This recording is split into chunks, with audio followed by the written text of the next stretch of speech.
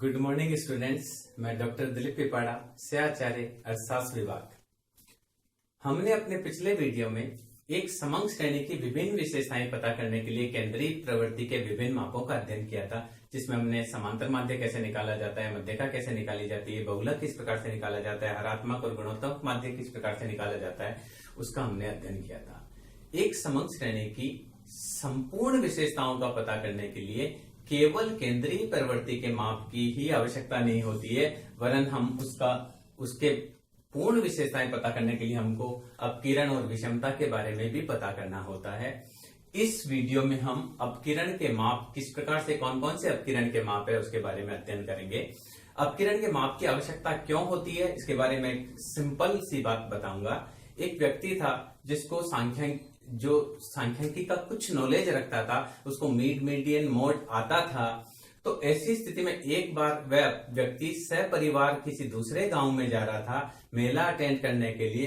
तो रास्ते में एक नदी मिली, उसके रास्ते में एक नदी पड़ती थी। तो उस व्यक्ति को चूंकि समांतर माध्य का अच्छा नॉलेज था, तो उसने देखा कि नदी है, कहीं पर 1 फीट है, कहीं पर नदी 3 फीट है, कहीं पर नदी 8 फीट है, कहीं पर नदी 6 फीट है। इस प्रकार से उसने पूरी नदी का औसत निकाला। औसत ऑफ रिवर आया 4.5 फीट। फिर उसने अपने परिवार के सदस्यों की ऊंचाई निकाली।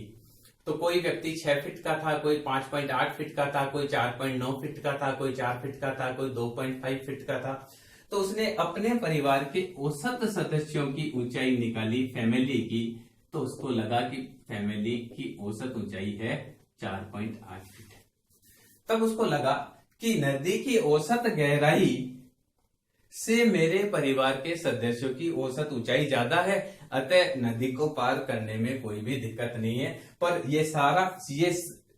ये सोचकर उसने अब सपरिवार नदी को पार करने की सोची। तो जहां पर 8 फीट का गड्ढा था, वहां पर पूरा परिवार डूब गया। जब ये कहावत चली, लेखा जोका त्यो तो भी कुनबा डूबा क्यों। अर्थात उसने ये नहीं देखा कि मेरे परिवार के सदस्य की सबसे छोटा जो सदस्य है उसकी हाइट कितनी है और नदी की अधिकतम गहराई कितनी है। अर्थात उसने अधिकतम और न्यूनतम का ध्यान नहीं रखा। तो इसकी वजह से क्या हुआ, वो दुर्घटना का शिकार हुआ।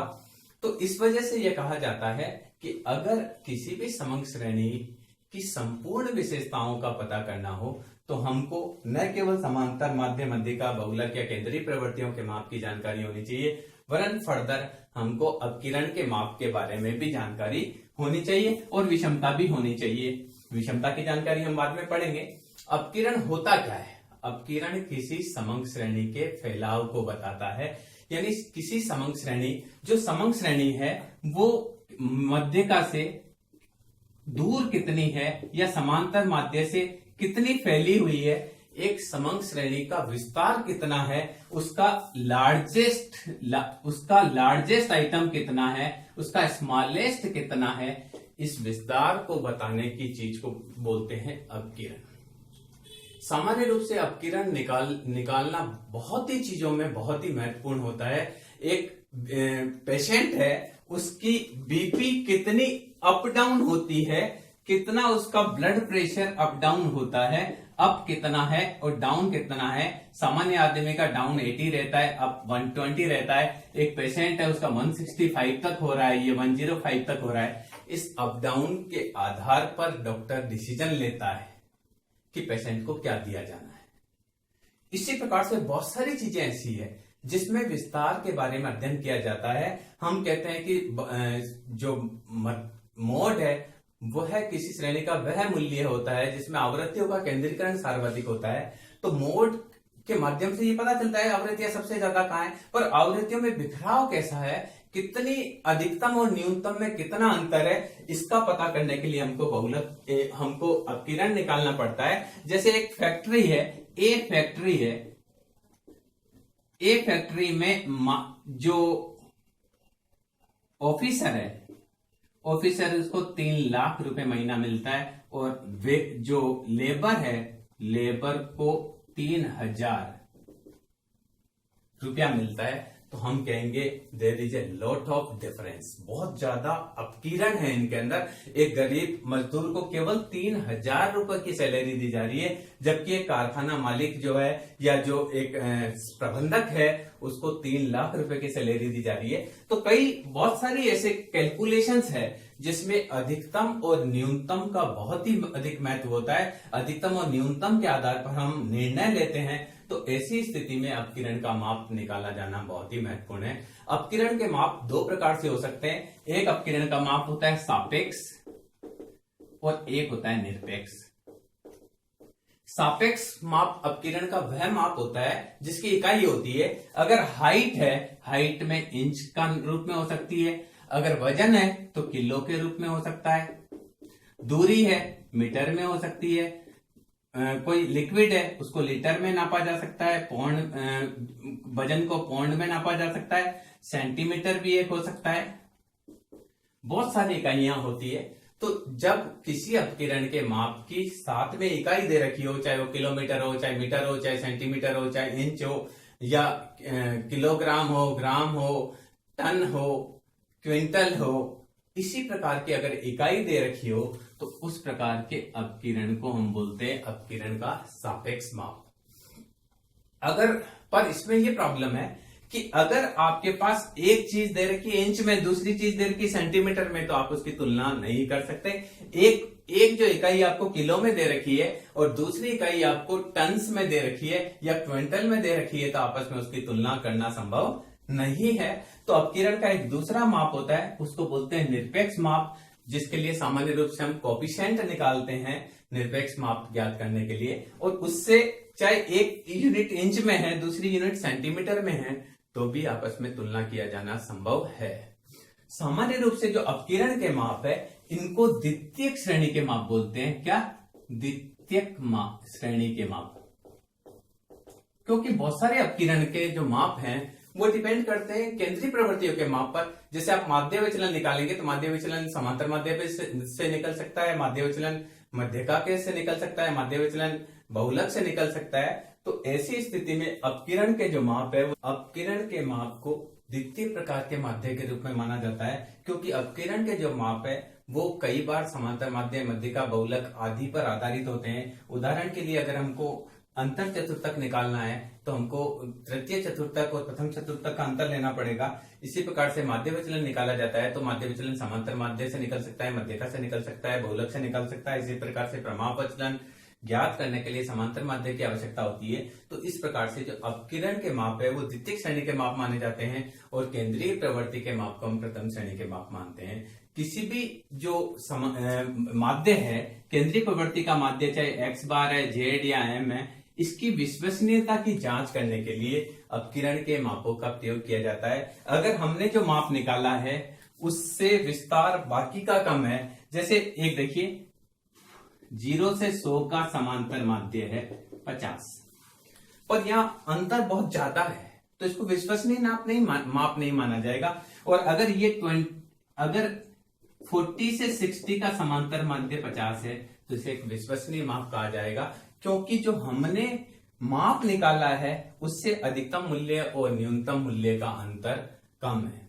किसी भी दो समंग श्रेणियों की आपस में तुलना करने के लिए भी अपकिरण का प्रयोग किया जाता है। समंकों की विश्वसनीयता का पता करने के लिए भी अपकिरण का प्रयोग किया जाता है। अधिकतम और न्यूनतम का पता करने के लिए भी अपकिरण की गणना की जाती है। तो इस प्रकार से सांख्यिकी में अपकिरण की गणना बहुत ही महत्वपूर्ण है, क्योंकि अपकिरण के माध्यम से ही किसी समंग श्रेणी की संपूर्ण विशेषताओं का पता लगता है, विश्वसनीयता का पता लगता है, और समंग श्रेणी में कितना विचरण है, किस कारण से विचरण है, उस विचरण को किस प्रकार से ठीक किया जा सकता है, इन सभी की जानकारी के लिए हमको अपकिरण की गणना करनी होती है। अपकिरण के करने के लिए अपकिरण के 3 प्रकार के माप है। सीमा रीति, मेथड्स ऑफ लिमिट में एक होती है विस्तार रीति। विस्तार में हम देखते हैं लार्जेस्ट माइनस स्मॉलेस्ट, अधिकतम मूल्य कौन सा है और न्यूनतम मूल्य कौन सा है। ये जो माप होगा वो होगा सापेक्ष, क्योंकि इसकी इकाई होगी। मान लीजिए ऊंचाई 45 इंच है और न्यूनतम 30 इंच है, तो 15 इंच यहाँ एक इकाई है, तो सापेक्ष माप होगा। और निरपेक्ष माप में हम लेंगे रेंज बराबर largest minus smallest upon largest plus smallest, इसको बोलेंगे कोफिशिएंट ऑफ रेंज। इसी प्रकार से अंतर चतुर्थक, अगर किसी समंग श्रेणी के मध्य के 50% अंक निकालने हैं, तो अंतर चतुर्थक मध्य के 50% निकालने हैं, तो इंटर क्वार्टाइल रेंज निकालने के लिए हम करते हैं तृतीय चतुर्थक से प्रथम चतुर्थक को घटाते हैं। ये 75% को बताता है, ये 25% को बताता है, तो मध्य के 50% निकलते हैं। इसी प्रकार से परसेंटाइल रेंज सतमक विस्तार P90 माइनस P10 से निकाला जाता है। ये मध्य के 80% अंकों के विस्तार को बताता है कि डाटा 80% डाटा कहां से कहां के बीच में है, ये बताता है कि 50% समंग कहां से कहां के बीच में है। इसी प्रकार से मेथड्स ऑफ एवरेजिंग में होता है चतुर्थक विचलन। चतुर्थक विचलन निकालने के लिए, क्वार्टाइल रेशियो निकालने के लिए Q3 minus Q1 divided by 2 किया जाता है। इसी प्रकार से माध्य विचलन निकाला जाता है। ये समांतर माध्य से भी निकल सकता है, ये मध्यका से भी निकल सकता है, और ये बहुलक से भी निकल सकता है। किस प्रकार से माध्य विचलन निकाला जाता है हम उसको अलग से पढ़ेंगे।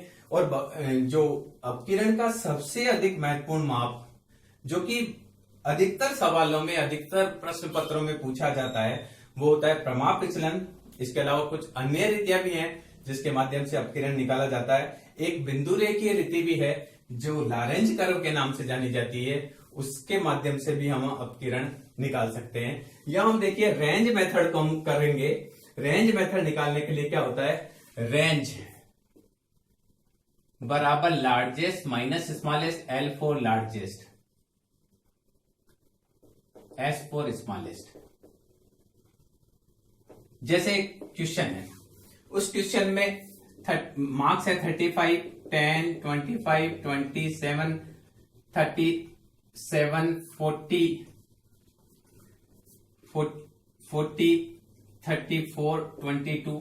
तो हम इसका रेंज निकाल लेंगे, तो रेंज आएगा लार्जेस्ट माइनस स्मॉलेस्ट, तो 40 लार्जेस्ट है, स्मॉलेस्ट 10 है, तो रेंज आएगा 30। कोफिशिएंट ऑफ रेंज निकालेंगे largest minus smallest upon largest plus smallest, तो यह आ जाएगा 30 डिवाइडेड बाई 50, दैट इज 0.6। तो ये आपका निरपेक्ष माप है, और ये इसका सापेक्ष माप है, और ये इसका निरपेक्ष माप है। इसी प्रकार से अपकिरण की जो अन्य रीतियां हैं, इसका हम अलग अलग सवाल लेकर हल करेंगे। अगर रेंज मेथड में प्रश्न इस प्रकार से आता है कि आपको ये दिया हुआ है 0 to 5, 5 to 10, 10 to 20, 10 to 15, 15 to 20, 20 to 25, 25 to 30, तो इसमें लार्ज और फ्रीक्वेंसी दे रखी है 3, 5, 10, 8, 3, 1। तो इसमें लार्जेस्ट आइटम है 30 और स्मॉलेस्ट है 0, तो रेंज हो जाएगी 30 माइनस 0 बराबर 30, और coefficient of range 30 minus 0 upon 30 plus 0 equal to 30 upon 30, that is 1। तो ये हमने सीखा कि रेंज मेथड क्या है, सामान्य मेथड है। सामान्य रूप से अपकिरण किसे कहा जाता है, अपकिरण किसी श्रेणी का वह मूल्य होता है जो श्रेणी के बिखराव को बताता है। श्रेणी में किस प्रकार से समंकों का बिखराव है, समंकों के मध्य बहुत ज्यादा अंतर है या कम अंतर है, इस चीज को बताने के लिए हम अपकिरण का प्रयोग करते हैं। धन्यवाद।